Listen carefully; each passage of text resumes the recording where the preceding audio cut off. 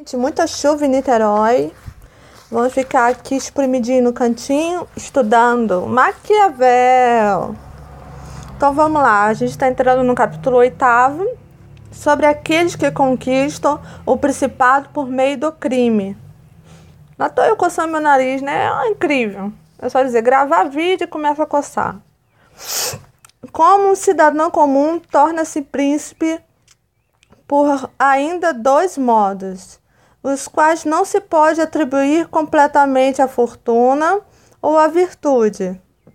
Não quero deixar de examiná-los, ainda que um deles se possa falar mais amplamente quando trata das repúblicas. Estes são, ou quando por alguma via acelerada ou nefanda se ascende ao principado, ou quando o cidadão comum torna-se príncipe de sua pátria com apoio de seus concidadãos. Do primeiro modo serão mostrados dois exemplos, um antigo e outro moderno, sem entrar nos méritos, pois a quem necessitar julgo que basta imitá-los.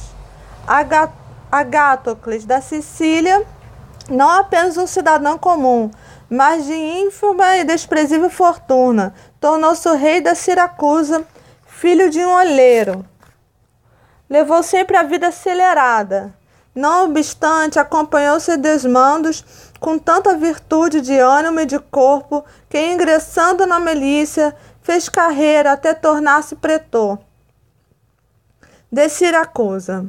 Nesse ponto, tendo decidido tornar-se príncipe e conservar com violência e sem depender de outrem aquilo que lhe fora legitimamente concedido, e com o conhecimento de Amilcar de Cartago, que militava na Sicília com seus exércitos, reuniam numa manhã o povo e o senado de Siracusa, como se tivesse de celebrar sobre assuntos pertinentes à república, e um sinal combinado fez que seus soldados matassem todos os senadores e os mais ricos do povo. Embora tenha sido derrotado 2 vezes pelos cartagineses e finalmente assediados, não apenas defendeu sua cidade, mas deixando uma parte de suas tropas para resistir ao sítio, com outra parte assaltou a África e em breve tempo liberou Siracusa do cerco e levou os cartagineses a uma extrema dificuldade. Precisaram fazer acordo com ele, contentar-se com a possessão na África e deixar a Sicília ao Agatocles, para Agatocles.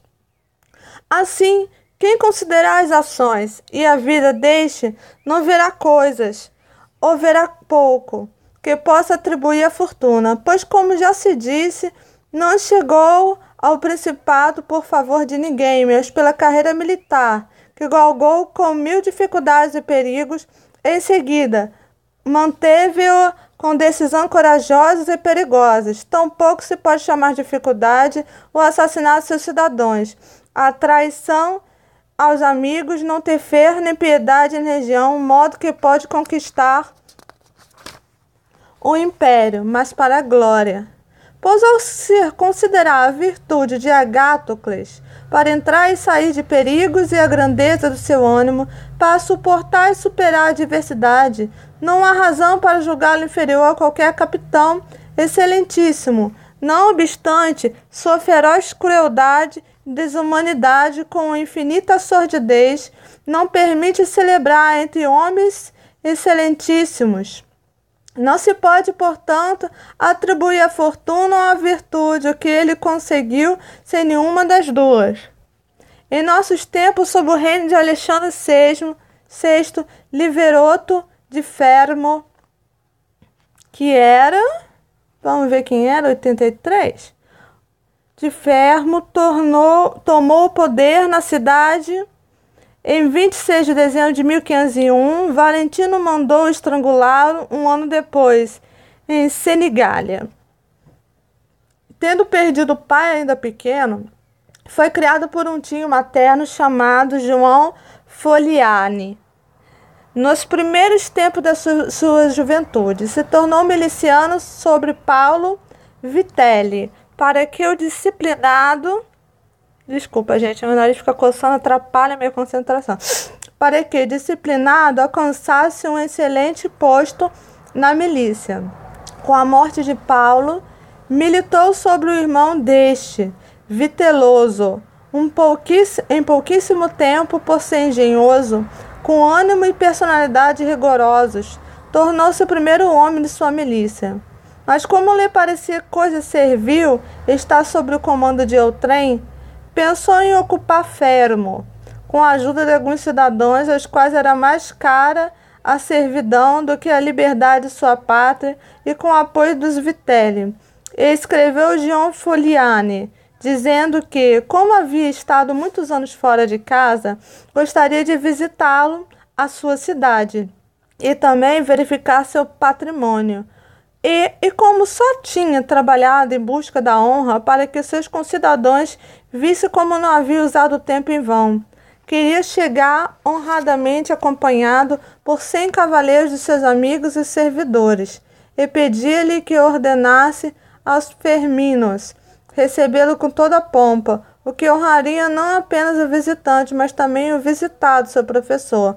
João não deixou, portanto, de receber solenemente o sobrinho, que foi recebido com toda a pompa, alojando-se nas suas casas, onde, passado alguns dias ocupado em organizar secretamente sua fortuna, torpeza, fez um convite soleníssimo, e João Foliane e todos os primeiros homens de Fermo.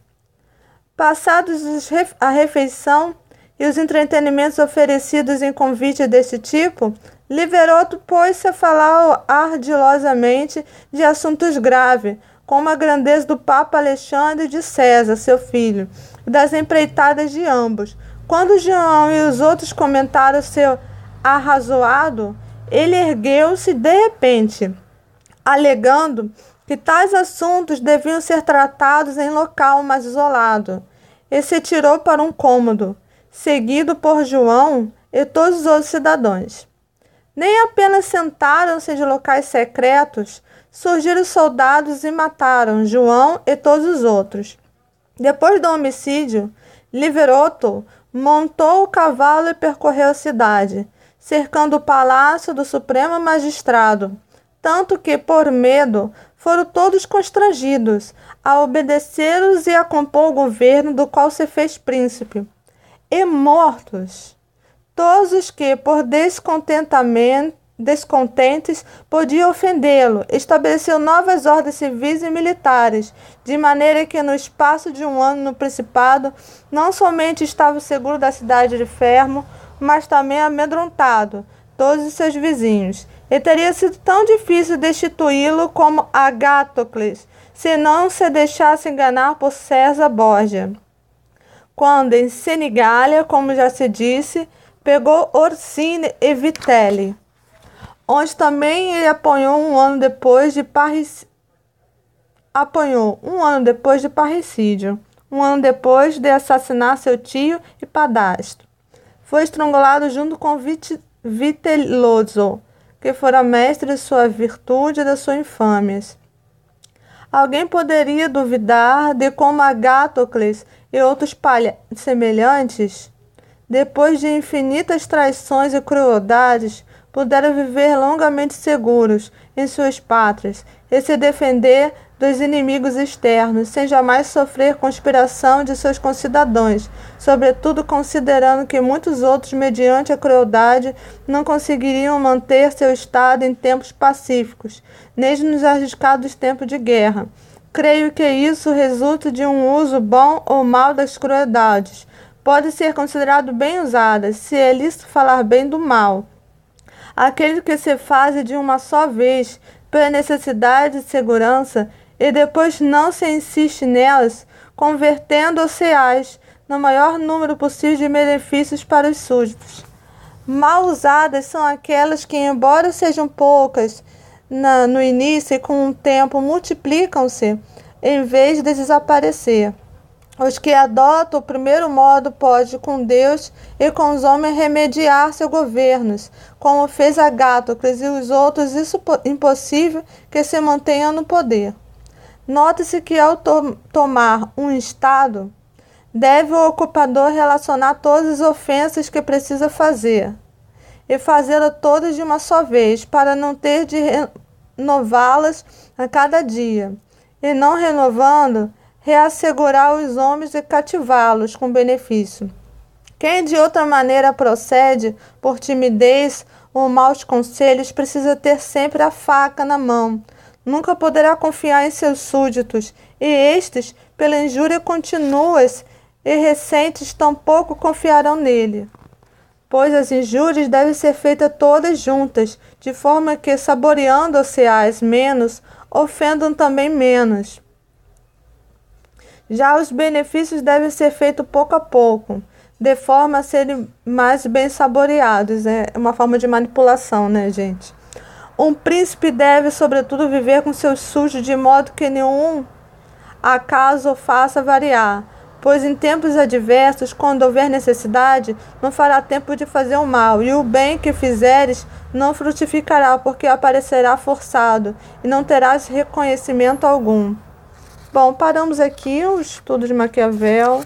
Não está tendo muito o que comentar, porque é mais uma coisa narrada, né? Bem frio. Nessa eu só vi mesmo aquela questão de manipulação, né? Você dá as coisas aos poucos, você vai manipulando a pessoa. Então, até o próximo vídeo.